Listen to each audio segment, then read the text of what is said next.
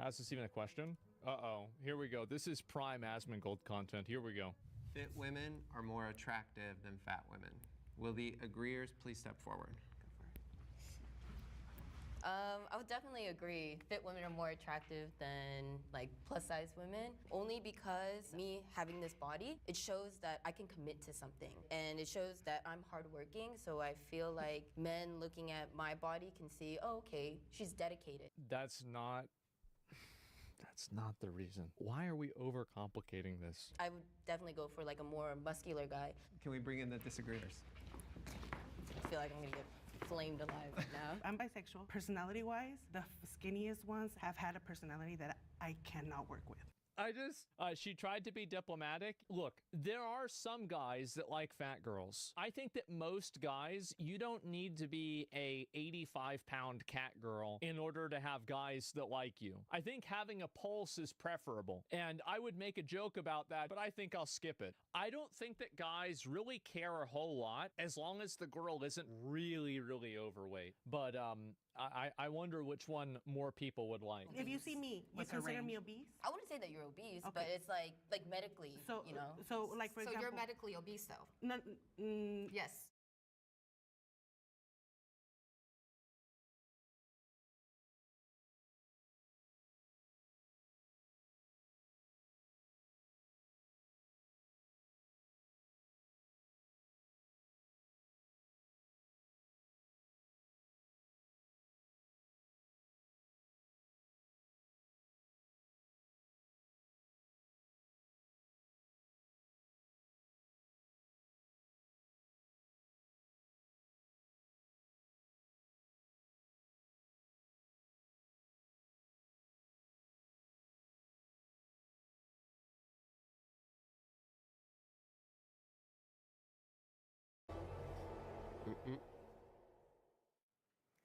Hi everyone, and welcome to the first ever The Blood of Dawnwalker live stream, our game reveal event.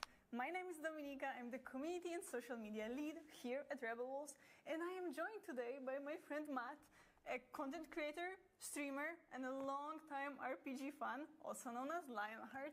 Thank you so much, Dominika. It is an absolute pleasure to be here live in the Rebel Wolves studio. The game's actually being made here, right? Yes, we have 120 super talented people working on the game, and many of them are actually watching us right now live from our company watch party. So huge shout out to you guys. Hey, you can't blame them for being excited. I mean, this is a massive, massive night for the Rebel Wolves team. I can't blame the devs for being excited about the reveal. Under a full wolf No, moon. I would never. I mean, it's the perfect time for this reveal. Yes, and we're so excited to see all of you guys and gals joining us on Twitch. We know time zones are tricky, so a special thank you to those of you who had to get up early or those staying up late just to be here. We really appreciate that. Yes, and a very warm welcome as well to all of the streamers That's a who great decided tuxedo. to co-stream this I event agree. live to their own communities. I can't wait to see all of your reactions later on.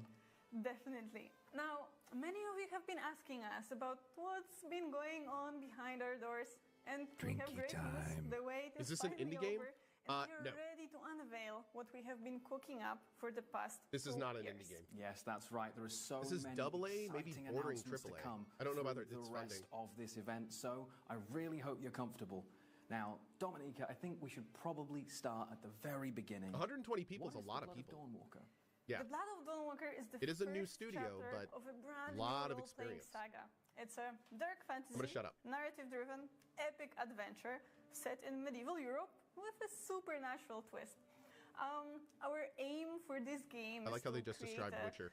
truly unique experience for you guys. A game that we have been dreaming about. That sounds like my kind of game, I'm going to be honest. There are so many things to come tonight, and I know everyone here is really excited to share this all for the very first time. But for everyone at home, you're probably wondering, well, what does that mean for us? Well, you're going to hear more about the world, more about the lore, and for the very first time, you're going to see the full CGI trailer for the game as well. But it's not just any trailer, right? It's not just some random trailer. It is actually the game's opening, setting up the stage for the whole game. Oh. It shows this one moment in history when the world changes forever. Wow. I can't wait to see how well the community does, poring over every second of this trailer. In the reveal campaign so far, they've been incredible. Oh, yes. Tell me about it. Discord, you guys are mind-blowing. The Discord have been incredible, but soon we're going to throw it over to a bunch of the devs, and you're going to dive further into the world of Dawnwalker. You're going to learn more about the characters. They did say there would be a small teaser of gameplay. Then we're going to weave in a few songs as well that should really help set the mood for the game itself. I've been listening to them non-stop, and they are incredible, right? Lastly, make sure you stick around all the way through, because we also have a very brief but very real gameplay teaser as well. Yes, and it is an actual look at the state of the game. Very real. As it is right now, straight from That's the a good engine. adjective. And in the meantime, not we will fake, be checking it's out very all your real. comments, so make sure to drop Very all real. your thoughts or your impressions in the chat. My teammates, MJ and Mati, are already there with you, and we'll respond whenever we can. And this is it for God, now. was that it? No, it couldn't have been. Let's get into the mood with some music, and let's hear from our game director, Konrad Tomaszkiewicz. I have to admit, there was a small and our part of me that was like, narrative director, did they just Jakub jab Sławek, Cyberpunk? who will No, tell you I don't about think they did. how it all began. That's right, friends. The time has finally come. Sit back, relax, and get ready to experience the world created by Rebel Wolf. Oh, here we go. Okay. Please be awesome.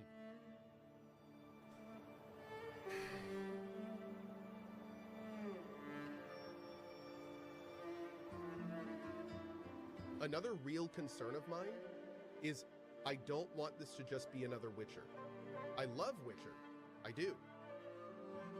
But like, I want to see what these guys are going to separate. I want to see how they're going to separate themselves, you know? I want to see how it's going to be unique.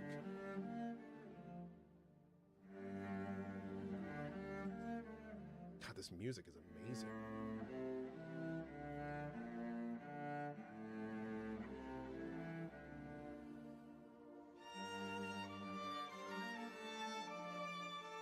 Dude. Wait a second.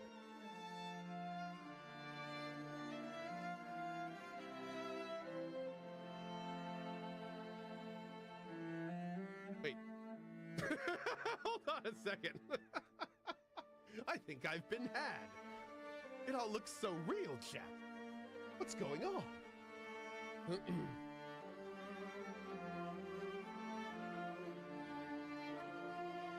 Why is that woman playing a basketball?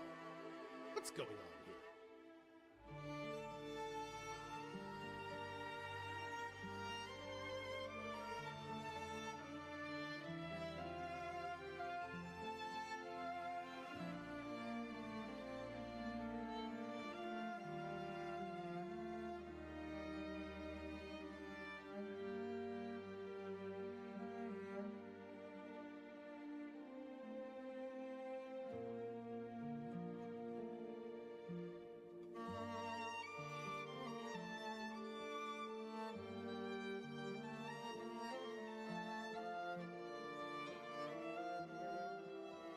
This music is awesome.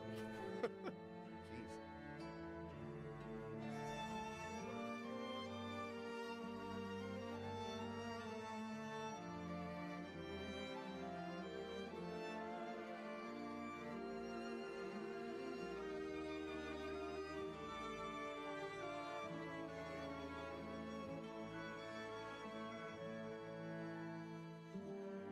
The composer of this is the guy who made the Witcher 3 soundtrack? You don't say. No. I can hear it.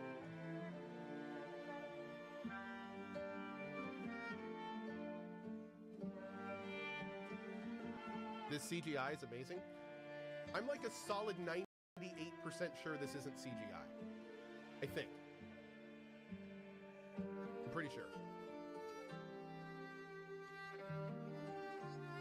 I think.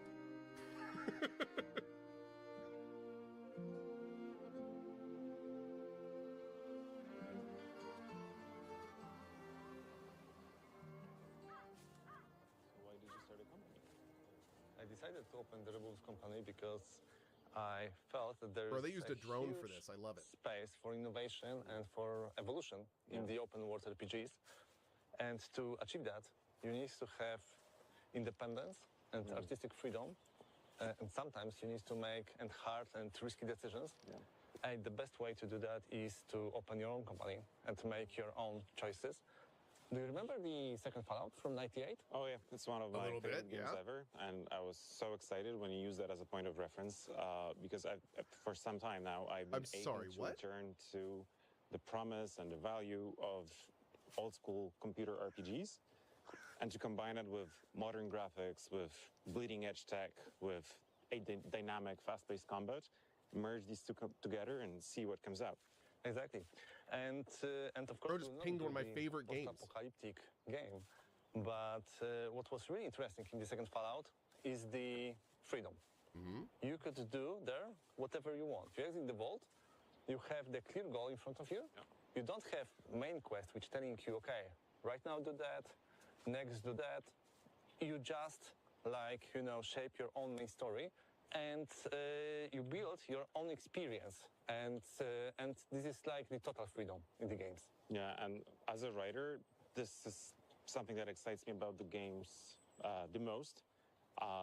The choices, the freedom, non-linearities, and I think this is something that's truly unique to video games. Like, you can't emulate that in any other medium. So I'm so glad that we are making a game that sets out to explore that space and see what new is to be done there. So that's great. Also, if you will add to that the sense of urgency, the time, which actually is not really explored in the video games, and day and night loop, it will be interesting because you make the game different. Yeah, no, I bet, because of urgency, context of which player can come away from the main story. So finding a way to make sure that they invest the remaining something I think and content because we're side questing. The hero, I don't know if I really like that. To have the different loop at day and different night, it might be unique. I think interesting, but like interesting some games like have me, so don't feel like I'm like needing to do. That's the reasons I say about games. So I'm curious where we're going with that. That's interesting. Yeah, they may not be winning, but I'm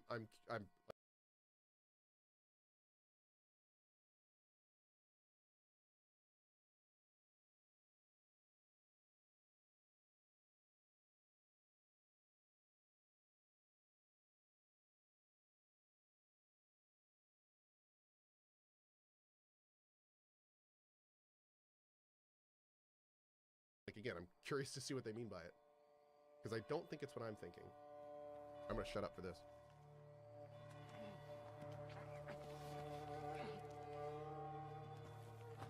Graphics still look great. Must be here somewhere. We hunt vampires.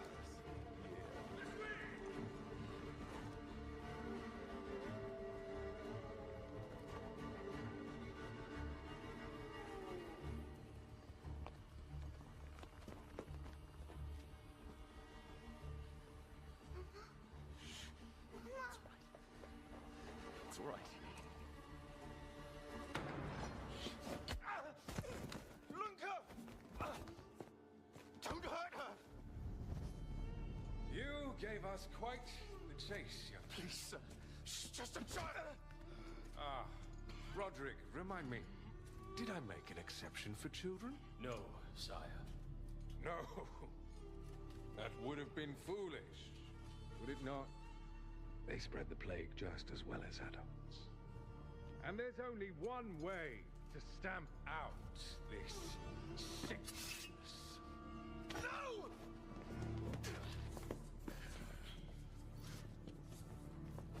Not just a runner, but a fighter, too. Had we met under a different moon, things might have ended there.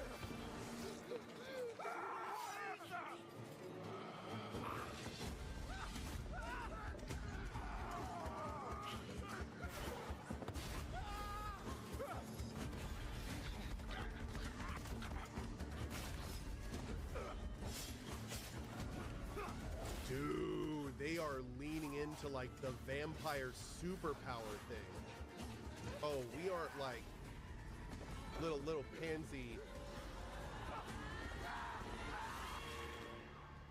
Okay. Okay. All right. There were some cool powers there, it looks like. Lunka. Oh. Oh. My sister. She needs help. Fast. Please, let us pass through. I beg of you. Please.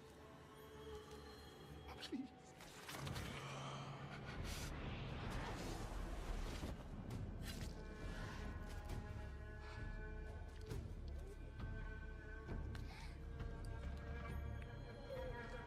Oh.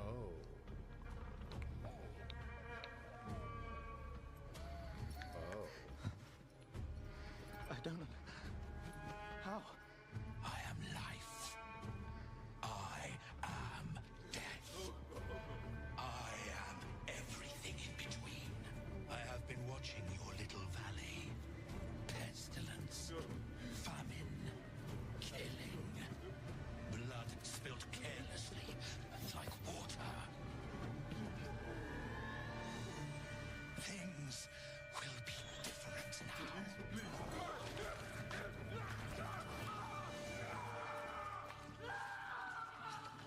For all of you.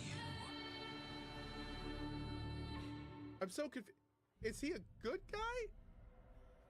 What? Wait. I'm so confused. Is he here to save the people? Kinda. Dude, that's like, So the game takes place 2 years after the events shown in the intro, and Cool. it's just the beginning of a greater saga we were planning. So we get to meet the character at the beginning I'm of the assuming we adventure, play a which I think is really vampire, cool. so- And Cohen in general is so much fun to Are we write and fighting flesh out vampires? because he's not Maybe. your typical game protagonist. He's not a grizzled veteran who's seen it all, who is cynical about the world, who comments the world with like one-liners. He's a young guy who, at heart, is Jeez. emotional. He can get vulnerable. He's honest about how he feels. What I love in Cohen is that he'll be never a superhero. He'll be never overpowered. At the day, as a human, he can fight with a sword. He can use and discover dark magic, but he can be Oh killed no, by guys. anyone. They called me and wanted At to use the name night, Co, but I he said it, can I already had a contact lot copyright, so more they went with difficult Cohen. enemies. He can Yeah. use some vampiric abilities, not only in combat, but also Good looking out, he can use Rebels. it to Thanks, explore guys. the world and to see the world in a totally different way. Yeah, and he's vampires who decided to take the world, turn it around, and they are led by this super old and powerful vampire called Brensis. Brensis. Our game is set in 14th century Europe, and it's a world in crisis. First, they've been ravaged by the plague and now found. And all the last waiting for the perfect moment to strike. Finally, humanity is at its limit. They come out of the shadows, and Take over. Okay.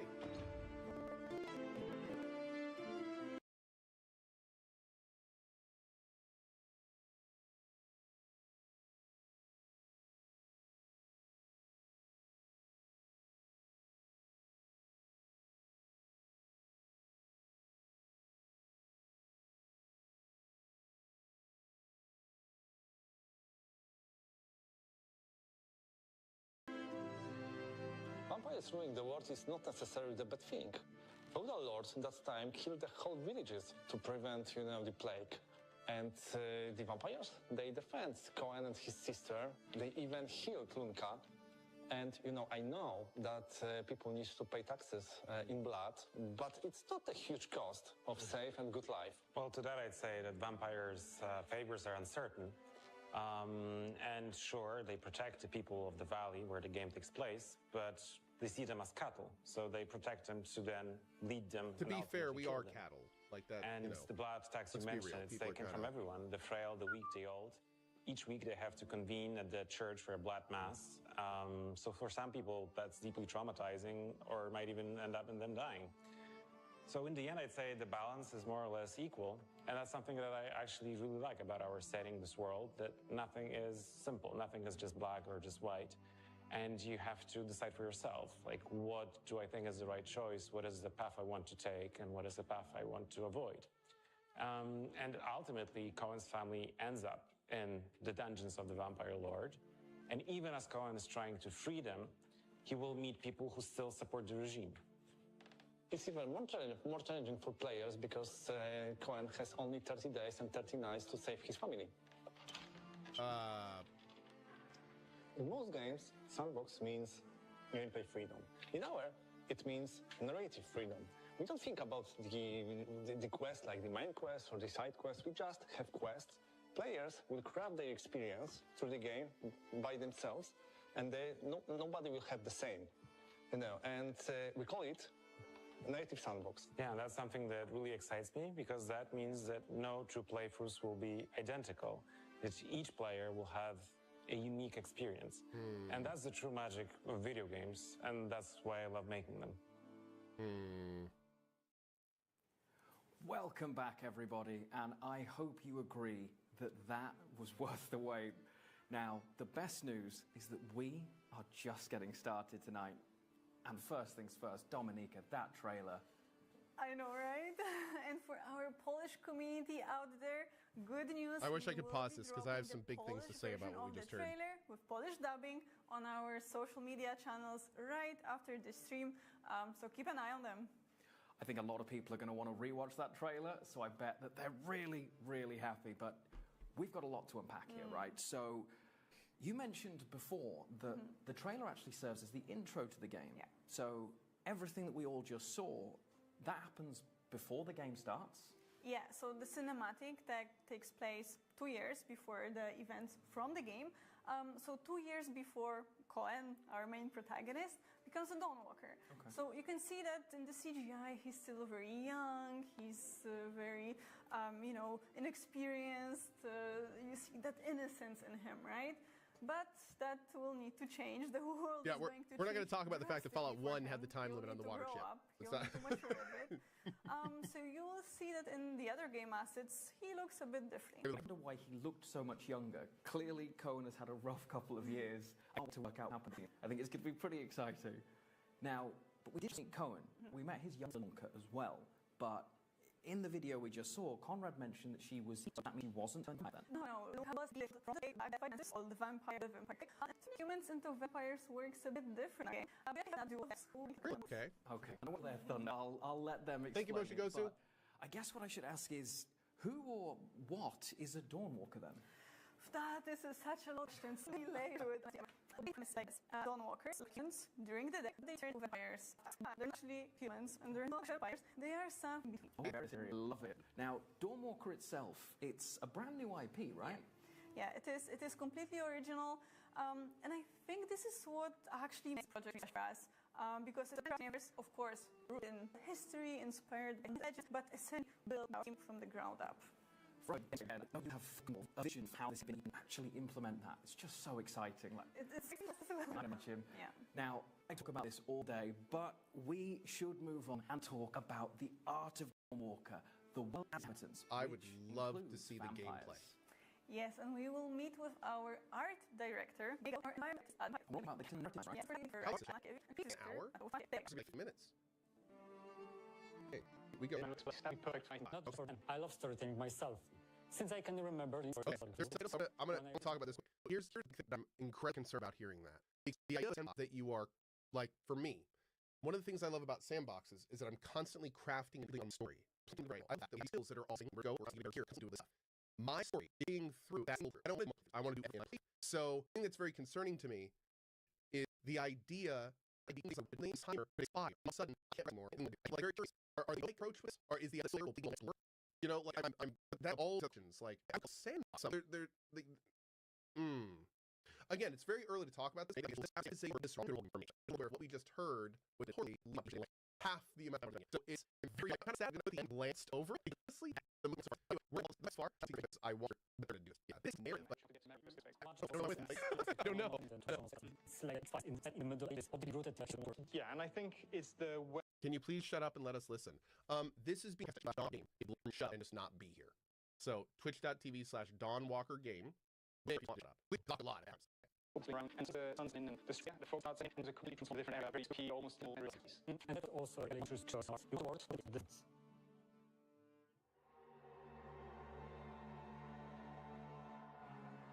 Right, so environment is something that's something to do with character art, which is so. Would you mind walking me through what Is this was your Dying Light in the Middle process Ages? in No, I coming don't up think with so. That whole thing. Sure. So I thought it was Witcher with vampires, What's but now matter is that I'm. it's a don't know. mix of familiar elements with a fresh twist. We all know that vampires are well defined in pop culture and have been around for a long time. So we wanted to create something fresh. So what primarily sets them apart is their teeth. Our teeth keep growing throughout their lives. The older the vampire, the more teeth they have. So instead of two sharp teeth, they have a Is this series sponsored? of No. needle-like fangs. Then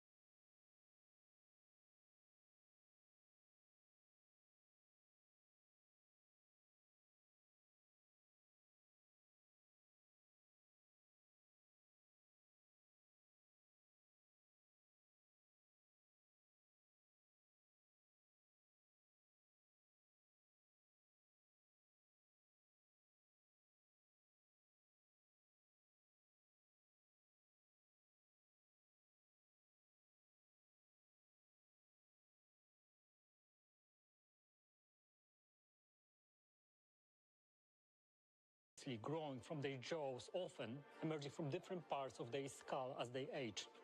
The teeth keep growing because they're all the vampire can Malkavians. use I love them to create another vampire. And the mechanism is very simple. The vampire pulls out his fang and drives it into the heart of its victim. Lovely. So what's interesting is that our vampire's teeth aren't visible at first. They can extend as the mouth opens, and it looks really creepy. Yeah, I still remember the first time that the animations came through from the character art team, showing the mouth opening and the teeth growing, and it was absolutely disgusting. I loved every bit of it. Wasn't Ko just playing a game where you had 3 days left to do something? Yes, you're talking about Kingdom Come Deliverance, but I had time restrictions inside a sandbox are one thing. Time restrictions on the entire sandbox, when he was working in the completely mines, different. Is both a blessing and a curse. Completely different. Because on one hand, it weakens him, On the other hand, it protects him from becoming a vampire fully. So then you're talking about, like, what was that game? Dead Island or something? That game just caused me stress. And the world I couldn't play that game with that. No, it wasn't Dead Island. Was well, he was kind of used to Dead dealing Rising. with the vampires since it's been like a couple of years since Francis took That game was over. just stressful. Now he has to find a way to deal with things like undead lurking in ancient tombs that should have remained closed.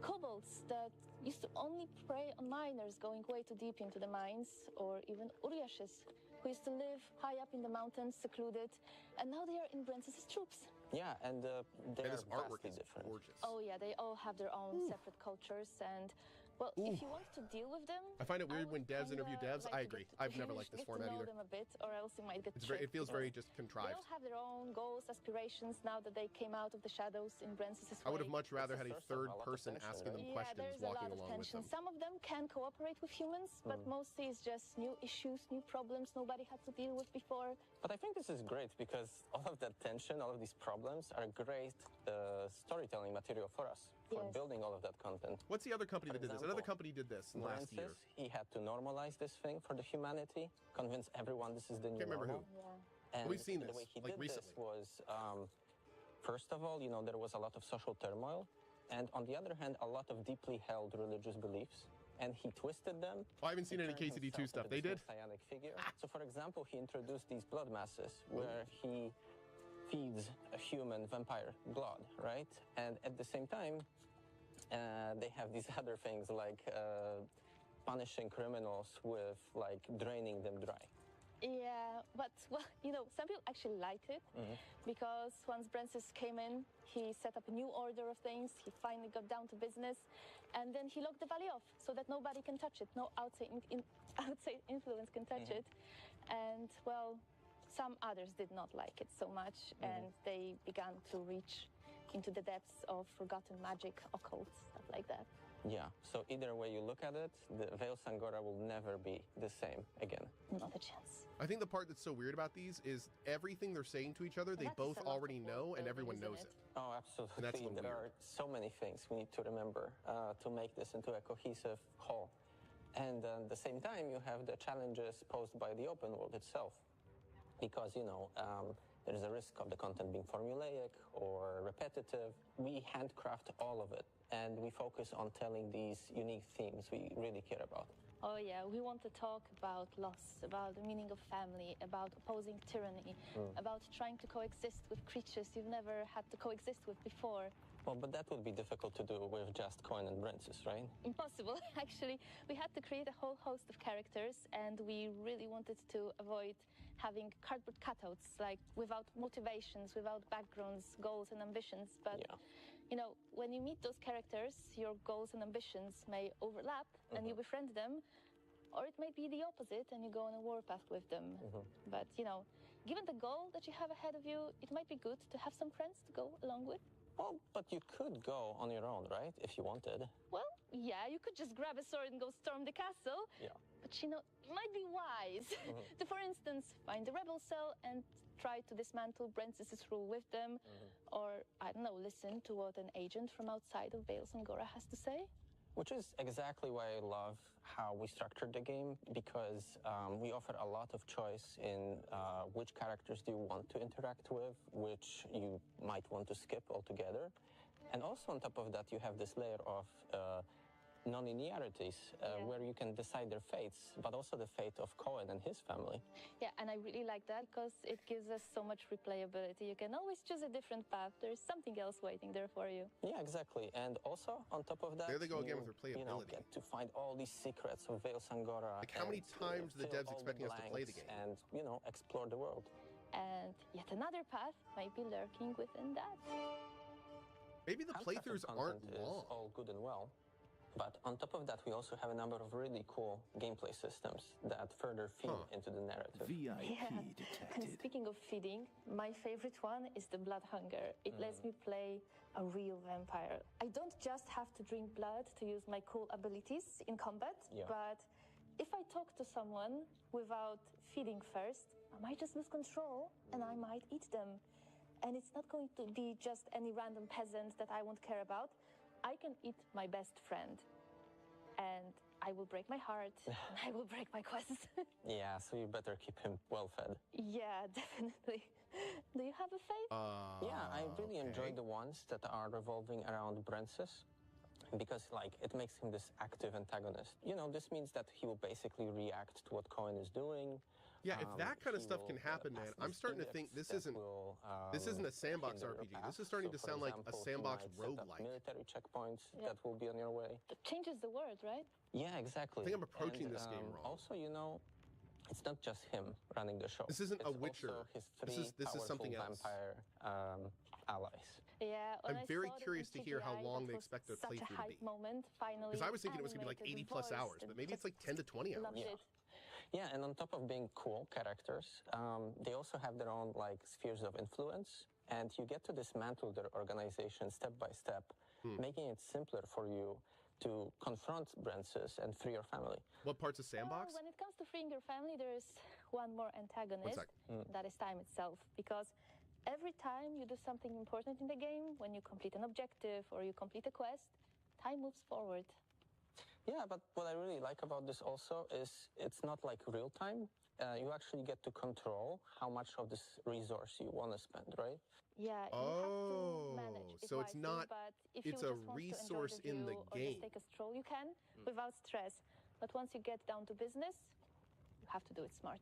Yeah, so I think all of these things combined, handmade quests and the gameplay systems. Okay, so you could just not do the main quest, and the time doesn't move forward. I cannot wait to see what shenanigans players will get up to playing with those systems. But that's really weird because that goes against what they said earlier. Because they said earlier specifically they want you to have a time limit. But you can't have the feeling of a time limit if you decide when the time limit's on. I want to thank the whole Rebels pack. You are the best, and it's a privilege to work with you. The Blood of Dawn I want to know so much more about this. It's a special game for us because it's first, truly ours. What you have seen so far is only the beginning. In upcoming months, we will share more. I'm guessing you're going to be forced to spend the now, resource. I have one more surprise for you. But then how are they going to manage that? God, I have so many questions. I have so many questions.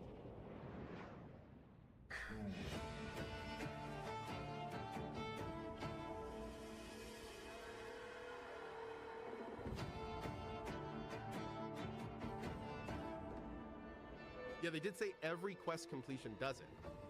So, huh.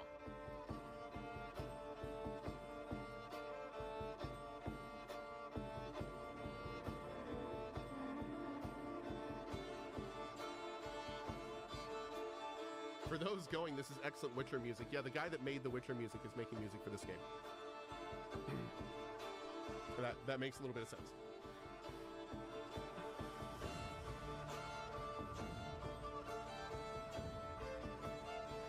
Or is that, wait, somebody in chat said that earlier. Is that actually confirmed? Oh, one of the guys that did it. Okay. Okay.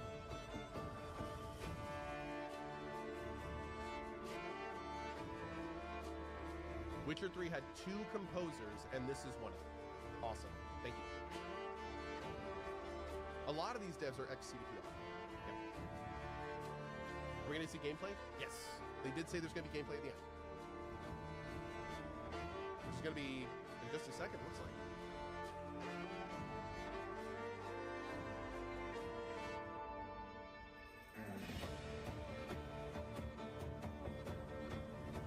I like the drum girl.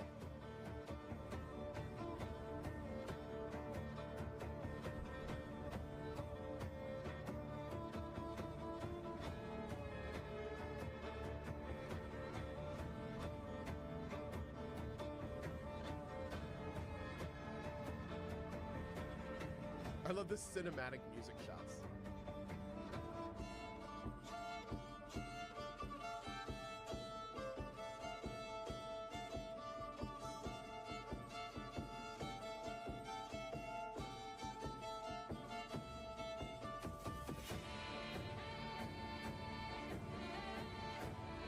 How are you not going to show the girls singing? Wait, is it one of them? Oh, there! That's awesome.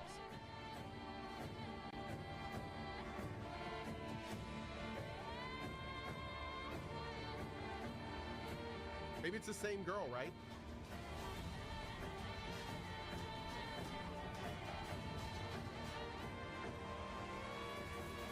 Actually, it might be.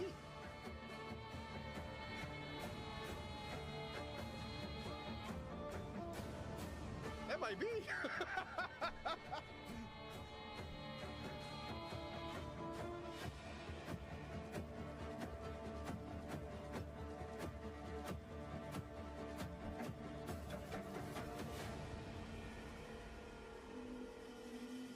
Man, I dig it.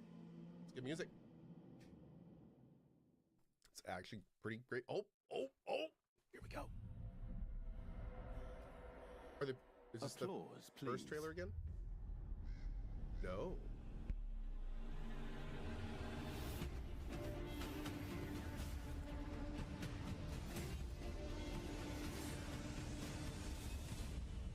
Okay, that was cool. I swear to God, that was all the gameplay. Okay. Yeah, we need a lot more. All right.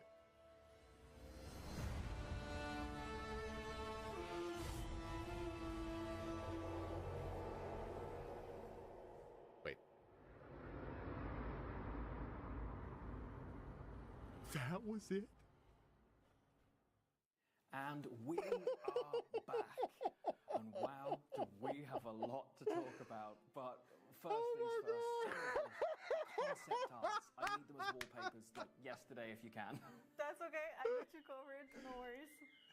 Well, one of the big things that really, really matters in this game is that time matters. You're only going to have 30 days. I think you need to get out of the building.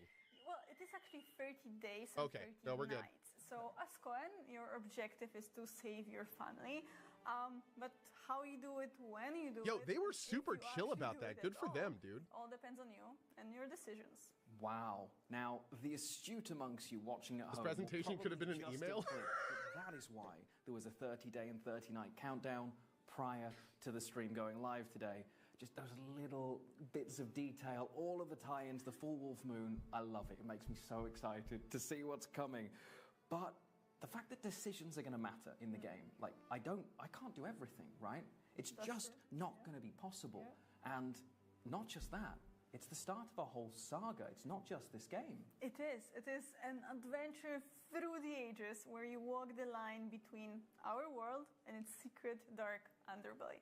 And of course, while you'll get a complete, satisfying story in this first installment, there will be so much more to unfold in the future titles. It just sounds incredible. Honestly, it's a game I can't wait to play myself, and having got to see that sneak peek, even now, it looks so beautiful.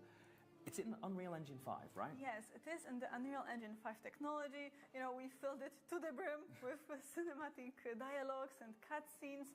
And since we are talking about the tech stuff, I do want to mention one more thing, which is the third-person perspective. You could already see, and yes, the game will be in the third-person perspective.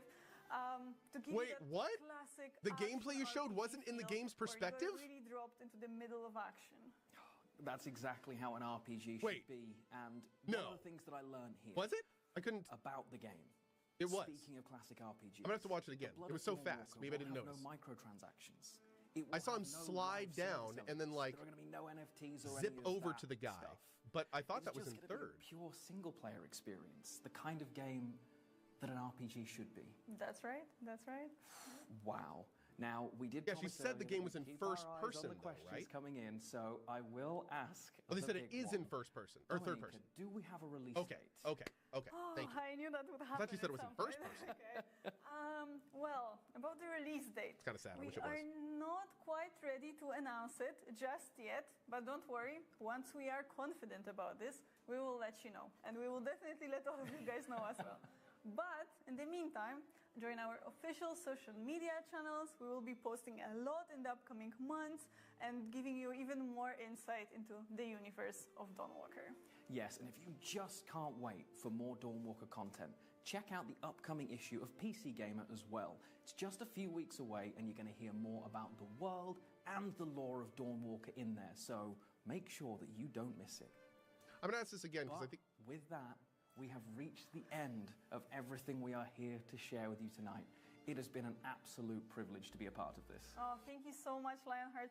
Thank you so much to all of you watching us today. We're so happy that we could finally share all these cool things we have been working on with you.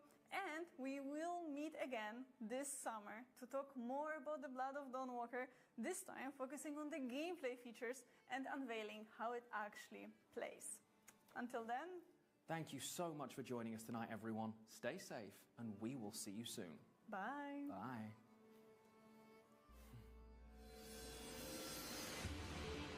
Okay, so let's talk about this a little bit. First of all, man, like I don't know how we get the message to developers that the people that watch these want gameplay. When we see these games, we want to see gameplay. That being said, to bait us through 45 minutes for 17 seconds of gameplay, like, dude, it's not 2015 anymore. Don't do this. Like, just say there's not going to be gameplay. Don't do this. Like, that's not cool. This is a Gotham situation. That's not cool. I don't like that. Like, they should have just said there was not going to be gameplay here, and that would have been okay. Secondly, I have a lot of questions about this. I am not leaving this hyped. I mean, I'm excited about this, but I'm not like excited like, oh man, like KCD2, can't wait to play this. I know I'm going to love it. I'm excited like, this looks like it could be cool, but there might be some deal breakers in here. Like there may be some things in here that make this to where like it's not super my jam, and that's a little concerning. It's a little concerning. Like the stuff about the time limits and this kind of like, here's the thing. They mentioned Fallout 2, and I love Fallout 2. One of the things I loved about Fallout 2 was the fact that you could take your time and go everywhere. Like that was one of the things that made me realize like I can just live my life in this game. So the idea of a game like that where I have all of this stuff I want to do, but the only reason I'm not going to be able to do it all is because of an arbitrary timer going down for me to have to do a separate event I may not be interested in. Yeah, dude, like I don't like that. I don't like that. So, but here's the thing, that may not be what it is. So like that's why I'm very curious. What I need to do is we need to interview one of these people. That's what we need to do. We need to interview one of these people. I have many questions. We need to I'm like, I don't know if they've done interviews and maybe they're getting them out now that the reveal's out and stuff, but like I have lots of questions about this. I want to know like how long is this game going to be? Because here's my two big concerns. If this is the kind of thing where I'm supposed to play this game multiple times to see everything, which I probably will want to do, that also means I'm going to be playing a lot of the same content over and over. That's a huge red flag. Like, is the stuff that's different going to be fun enough for me to want to do the same stuff over and over? Like, I don't, like, that's one of the reasons I love giant sandbox games, because I can do everything once. So I don't know if I really like the idea of having this global time limit that's going to restrict how much content I can do. And then once it's up, if there's stuff I want to do that I can't, I have to basically start a new game and do a ton of shit over again to get to it. So I don't know. Like, Bikeman says, no one likes time limits. They are hated more than escort missions. And this brings up the next interesting question. I wonder, just straight up, if these guys are using a time limit to evoke an emotion, but they could have evoked that same emotion in other ways besides a time limit, and I wonder if it's just a giant mistake. Which makes that, that's, again, I really want to see this implementation, because there are versions of what I heard that would not be fun to play. And I really wish they either would have not talked about this until they could have given us more details, or they could have given us a lot more details. Because, like, I almost don't like the fact that there's so much gray area right now. Because I literally am going, I might not like this game nearly as much as I thought. And I don't like that feeling. I don't like it. Because I like these devs. And I'd like to like this game. But I don't know if I do right now. I should say, it's not that I don't know if I'll like the game. I'm pretty sure this game's going to be fun. It's going to be awesome. But like, there's a certain, maybe this is personal, but there's a certain vision I have when I think of games like this. And I'm wondering if this game is going to fit that vision. Maybe it's just going to be something totally different. But if it is going to be totally different, I feel like they should be cluing us into that more than they are. So, I don't know. Leaving with a lot of questions. And it also makes me wonder, maybe they don't have the system nailed down yet.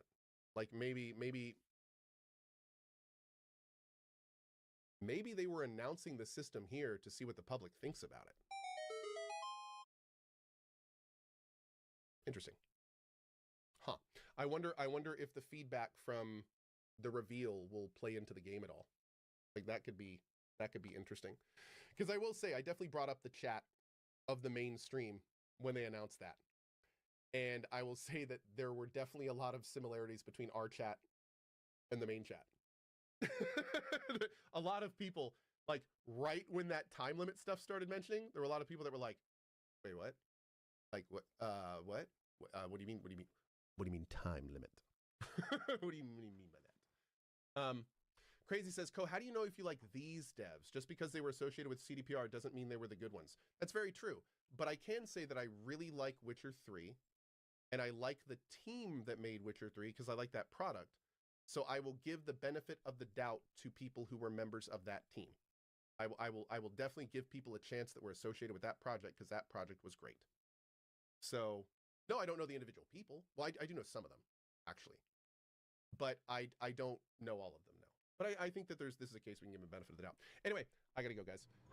Thank you all so much for watching. This is a game we clearly will be following closely because I have so many questions and this is a good dev team and like I am very curious about what we're going to do here. So me and my giant zit are going to go. I will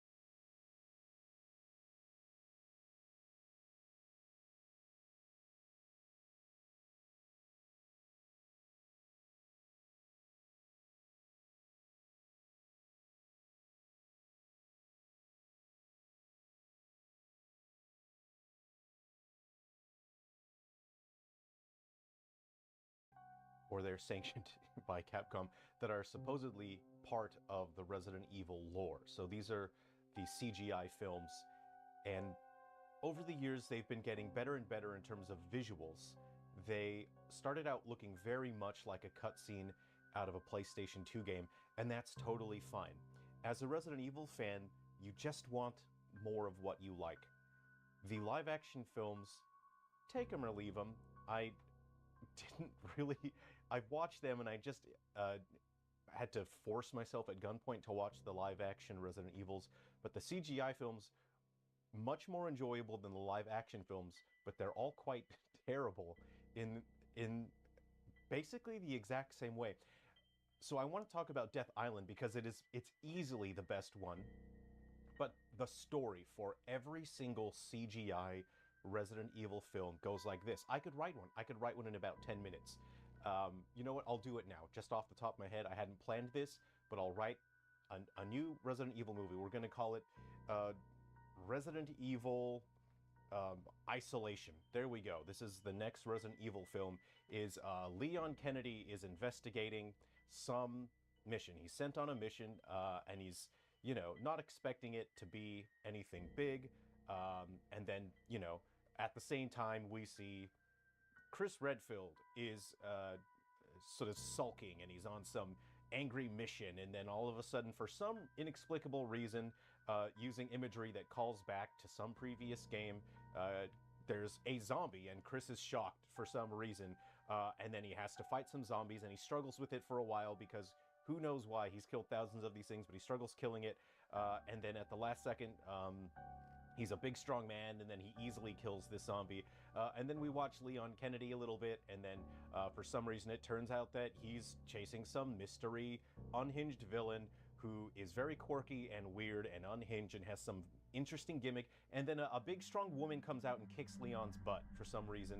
Is a woman in some sort of... It's not Ada Wong, but for some reason, some woman mysteriously is able to defeat Leon while Leon's chasing after this villain, and then for some reason we're gonna see Jill. Jill's here now, and then Chris is gonna have some sort of heart-to-heart with Jill that doesn't seem to line up with anything in the games, and then they go on a mission, and then they're shooting zombies again for some reason. They get separated, and then Chris and Jill are now separated. Chris is in a tough spot. Leon shows up out of nowhere, and then saves Chris, and then they argue for some inexplicable reason, because they've known each other for years and they would have obviously ironed things out, but for some reason, you know, they're disagreeing about something, and Chris goes, "Whoa, Leon, what are you doing here?" And then Leon goes, "What are you doing here?" And then they have their gruff thing going on, and then for some reason one of them gets infected. And then, so they get sidelined and benched, and then the main villain shows up, and he's going to spend about 15 minutes explaining his plan, and he's laughing. And then, inexplicably, Rebecca Chambers shows up. She's got a vaccine, and then the bad guy reveals that something very bad happened to him, and it's very sad, and now he's gonna reset the world. This virus will equalize everything, and the rich will no longer be rich, and the poor will no longer be poor. My poor Maria was killed. And then the villain releases his whole thing. Let's go ahead and bring Rebecca in. And then she uses the vaccine. They shoot the bad guy. He falls off of something. And he's like, "Rah!" And then he injects himself with the virus, turns into a big explodey thing. And then, you know what, for some reason, let's throw in another fan favorite. We have not seen Barry. We haven't seen Barry in a long time. Every movie should introduce a new gimmick character. So Barry shows up. Whoop-de-doo. Whoa, and then for the last 15 minutes, let's just do callbacks, and then we can sort of show the audience, remember this? Remember when the character said this in one of the games? Remember when the character did that? Remember when the character, you know, and then there's going to be a bunch of out-of-context odd things where Jill has, you know, a gun that she used in Resident Evil 3, and she sort of winks at the audience, and Chris will say something like, "What's that? Whoa," and then Jill will be like, "It's a this thing. Remember this thing?" And then for some reason, inexplicably, Leon's hair is perfect the whole time. He gets to do some backflips. He's doing a lot of hand-to-hand and kicking.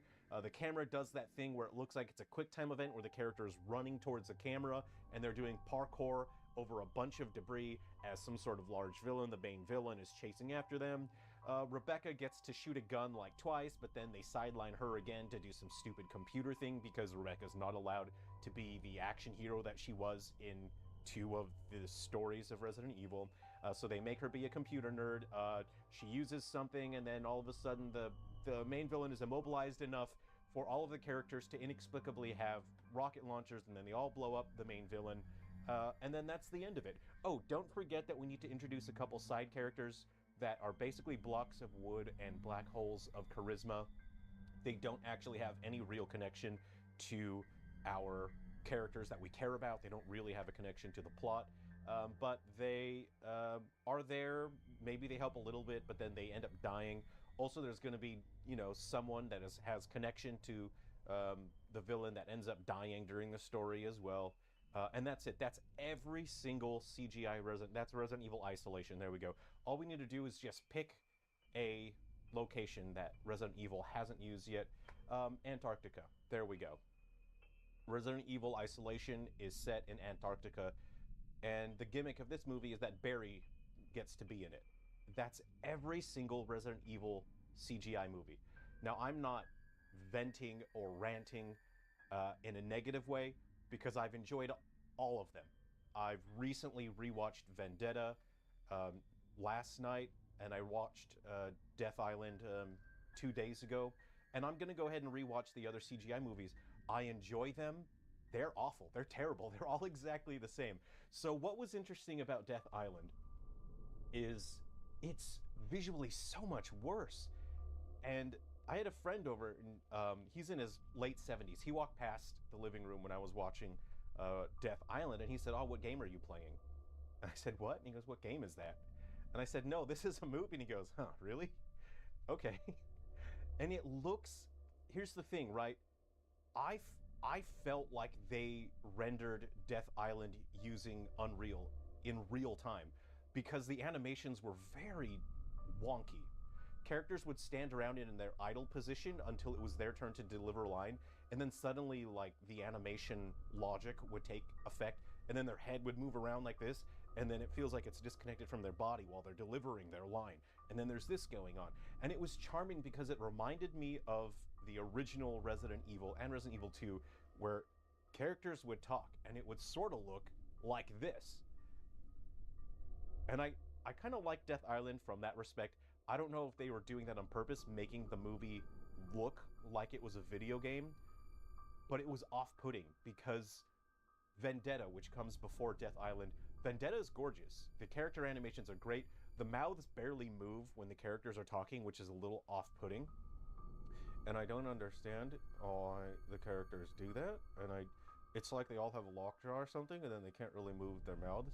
But that's just how the animation is, I guess. It must be difficult to sync it up to multiple languages and everything like that. But that's just how Vendetta looked. But in Death Island, it looked way worse. And it looked like it was running in a game engine. There were textures that just looked like they, not necessarily low resolution, but their shader complexity was very simple. Like they didn't receive complex environmental lighting. So it was really odd. And a lot of the story of Death Island was characters standing around just talking, and it was odd. It was so odd because Leon is the only voice actor that I recognize. So all of the characters, starting in like, they always look odd, but especially in Death Island, none of the characters look like the characters that they're supposed to be representing except Jill.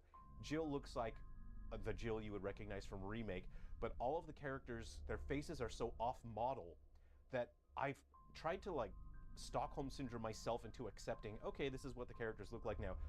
And I couldn't. I could not force my brain to accept that these were the Resident Evil characters. Claire and Chris especially do not resemble anything like what they've looked like in the past, and their voices are so different. So it's problematic when your audience who really cares about the brand feels so disconnected by the product. I really want to like the Resident Evil movies. I want to enjoy them. And I do enjoy them, but they're terrible. They're really awful. The stories are exactly the same. They're very dull, but the action is so cool. And what I enjoyed most about Death Island was watching these characters who really are not that interesting. As characters, they're very boring.